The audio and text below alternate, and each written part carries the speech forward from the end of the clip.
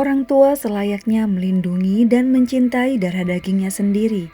Orang tua juga wajib memberi nafkah serta mendidik dengan kasih sayang buah hati mereka. Seharusnya tidak ada orang tua yang menginginkan anaknya sakit, bahkan melihat anaknya menderita. Justru di kasus ini, saya akan mengajak teman-teman untuk melihat fakta yang sempat menggegerkan negara Singapura. Sebelum mendengar ceritanya, alangkah baiknya untuk tekan tombol subscribe agar teman-teman semua bisa update tentang video menarik dari saya. Di sini, saya akan membagikan cerita true crime kriminal yang tentunya menambah wawasan kalian tentang keadaan dunia saat ini. Jangan lupa siapkan hati dan pikiran kalian untuk menjadikan kasus ini sebagai pelajaran. 22 Oktober tahun 2016, seorang anak laki-laki dilarikan ke rumah sakit Singapura. Sekujur tubuhnya melepuh akibat tersiram air panas hingga 70%. Menurut orang tuanya, si anak yang masih berusia 5 tahun itu tak sengaja menarik kabel ketel listrik yang isinya adalah air mendidih, sehingga tersiram ke tubuhnya. Nama bocah malang ini tak disebutkan karena usianya yang masih balita.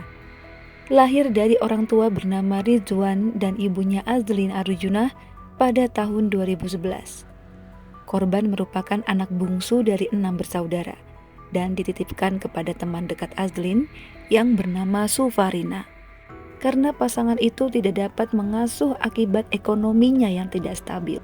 Intinya nama korban disembunyikan untuk melindungi juga identitas saudara kandungnya yang lain. Jadi kita akan sebut namanya dengan nama samaran yaitu Adi.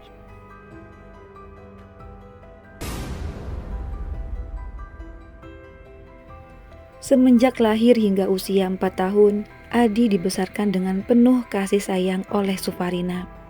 Seperti anak kandungnya sendiri. Maklum, usia segitu Adi masih sangat menggemaskan dan sedang lucu-lucunya. Waktu pun berlalu, Adi harus masuk sekolah. Sang ibu sambung kebingungan untuk memasukkan Adi sekolah karena Adi belum mempunyai berkas-berkas yang sah. Dan juga faktor lain yang membuat Sufarina terpaksa mengembalikan Adi ke orang tua kandungnya. Dengan harapan Adi segera diurus berkasnya dan Sufarina akan mengambil Adi kembali untuk dibesarkan dengan baik. Hati Sufarina menahan rindu, seperti tak mengikhlaskan Adi kembali ke orang tua kandungnya. Namun Sufarina menasehati Adi supaya Adi menurut apa kata orang tuanya dan berjanji segera membawa Adi kembali ke pelukannya. Rizwan dan Azlin dengan senang hati menerima kembali putra bungsu mereka. Begitupun saudaranya yang lain. Mereka menyambut dengan hangat dan tinggal bersama dengan saudara laki-laki juga saudara perempuan Adi. Tentu saja Adi memulai adaptasinya walau dia masih berusia 5 tahun, orang tuanya ini menganggap Adi layaknya usia 15 tahun. Kengerian pun terjadi di sini. Ia yang notabene masih berusia 5 tahun disuruh untuk makan sendiri, mandi sendiri, yang pada intinya si anak tidak mendapat kasih sayang layaknya usia balita. Kadang Adi dibentak dan dihardik ketika salah melakukan sesuatu. Perlakuan buruk mulai diterima Adi hari demi hari. Saat itu, entah kesalahan apa yang telah diperbuatnya, ayahnya mengambil sapu dan memukul tubuh mungil bocah itu. Ibunya yang menyaksikan kejadian ini bukannya menghentikan, malah menambah luka dengan mencederai tubuh belakang Adi dengan sabetan gantungan baju. Ada juga menggunakan tangan kosong. Adi ditampar, dicubit, dan tidak diberikan makan. Entah setan apa yang merasuki hati dan pikiran orang tua keji ini. Menurut pengakuan mereka, juga saksi dari kakak Adi, bocah malang itu pernah dikurung dalam kurungan kucing peliharaan mereka tanpa diberi makan. Bahkan yang lebih sadis, mereka juga mencubit paha Adi menggunakan tang. Ya, benda itu untuk mencubit kulit Adi yang masih polos. Apakah di sini saja penderitaan Adi? Bagaikan di film sinetron, ketika Adi dituduh menjatuhkan sekaleng biskuit yang dimakannya karena lapar, Azlin memukul area depan tubuh Adi seperti perut, paha, hingga lutut yang membuat tempurung lututnya bergeser. Ini membuat saya sakit hati sekali menceritakan kasus ini. Saya akan mengambil tisu dulu dan memulai cerita ini kembali. Saya kembali dibuat tercengang karena siksaan Adi belum usai. Sang ayah sempat menyulut tubuh Adi menggunakan rokok yang masih menyala dan menyebarkan abunya di lengan putranya itu. Lagi, menggunakan sendok panas, mereka membakar telapak tangan Adi karena diduga mencuri susu bubuk untuk dimakan.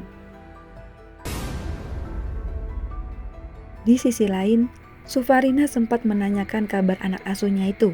Namun Azlin mengatakan bahwa anak itu baik-baik saja dan tidak memberi kesempatan Sufarina untuk melihatnya.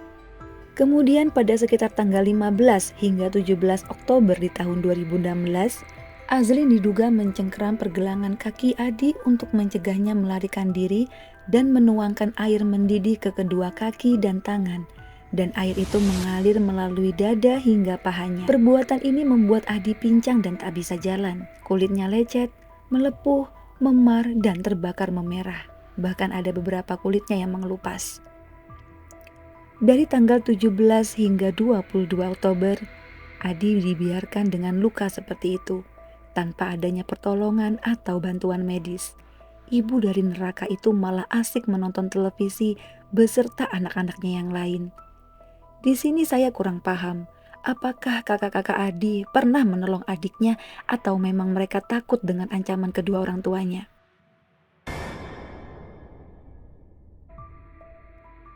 Finalnya, di tanggal 22 Oktober, Adi menjerit kesakitan sambil berteriak, membuat kedua orang laknat itu tambah murka dan lanjut menambahi siksaan untuk anak bungsu mereka. Tubuh Adi kembali disiram dengan air mendidih.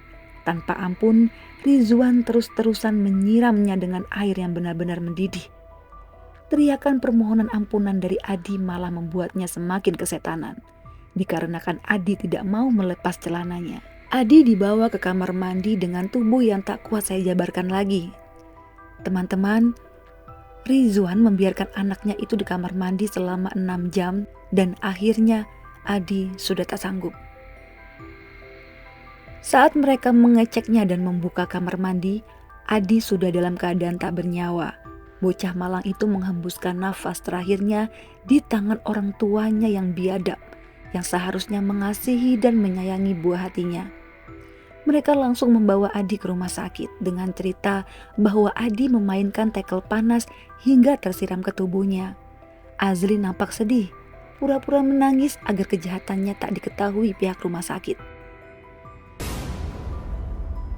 Kemudian, Adi didiagnosa telah mengalami luka bakar 70% yang membuat kulitnya melepuh. Para perawat dan dokter menemukan kejanggalan. Pada tubuh bocah malang itu tidak hanya ditemukan luka bakar, namun bekas luka seperti pecutan, juga sundutan rokok. Mereka langsung melaporkan ke kepolisian agar bisa diselidiki lebih lanjut.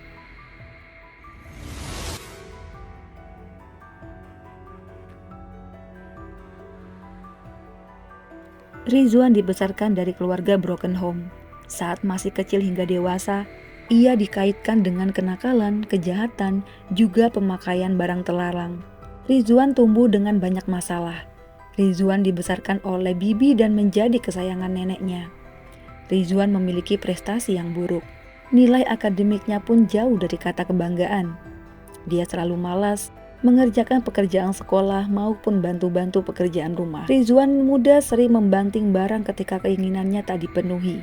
Ketika ia meminta uang jajan kepada bibinya, dan jika tidak diberi, ia akan menghancurkan apa saja yang dilihatnya. Masa remaja Rizwan muda dihabiskan di rumah rehabilitasi anak dan dibebaskan pada usia 16 tahun. Saat bebas, ia tinggal bersama saudara perempuannya. Dia hanya numpang tidur, pergi jika ingin main, dan pulang hanya ingin istirahat. Saudaranya tak berani dengan perangainya Rizwan. Bahkan Rizwan sempat adu fisik dengan pacar kakaknya. Kemudian ia mengenal Azlin dan berhubungan dengan wanita itu. Setelah menikah, mereka tinggal satu atap dengan saudara perempuan Rizwan. Disinilah sifat Rizwan terbongkar. Walaupun mengetahui sifat suaminya, namun Azlin tetap menerima dengan segala resikonya karena sudah dimabuk cinta. Sebenarnya, masalah juga tetap menghampiri kehidupan mereka. Azlin yang sedang hamil pernah ditendang hingga tersungkur oleh kakak iparnya. Rizwan yang tak terima menendang balik kakaknya itu, padahal kakaknya juga tengah hamil. Azlin dan saudara iparnya tidak bisa akur. Akhirnya mereka memutuskan keluar dan menyewa flat tempat lain. Ini membuat sang kakak ipar tersenyum bahagia. Rizwan yang sehari-hari menjual berbagai barang di pasar elektronik, juga menjual barang bekas, ternyata mendapat bantuan dari pemerintah karena kategori keluarga mereka yang memiliki banyak anak dan hidup miskin. Berpindah ke kisah hidup Azlin, masa kecilnya pun suram. Ayahnya adalah seorang pecandu yang keluar masuk penjara. Azlin lalu dibesarkan oleh neneknya dan pada tahun 2016 neneknya meninggal dan membuat Azlin depresi. Azlin lalu dibesarkan oleh neneknya dan pada tahun 2016 neneknya meninggal dan membuat Azlin depresi. Kondisi terpuruk kehilangan orang yang dicintai. Kembali ke awal cerita di mana para petugas rumah sakit yang melakukan perlaporan pada 26 Oktober 2016 akhirnya mereka berdua ditangkap dan mendakwa tersangka sengaja telah menyebabkan luka berat pada anak bungsunya. Dan jaksa menuntut mereka atas pembunuhan tingkat pertama dengan tuntutan hukmat. Namun, setelah mengajukan banding dan melalui proses-proses keadilan, juga bukti psikologis yang dialami oleh para pelaku, ini membuat pengadilan meringankan hukuman mereka, yakni hukuman seumur hidup. Baik teman-teman, bagaimana tanggapan kalian? Apakah puas hanya dengan seumur hidup? Padahal Hadi diperlakukan dengan keji hingga kehilangan nyawanya. Saya tunggu komentar dan tanggapan kalian semua. Sampai jumpa di kasus selanjutnya. Mohon maaf jika ada salah-salah kata dari saya. Sampai jumpa di lain hari. Bye-bye.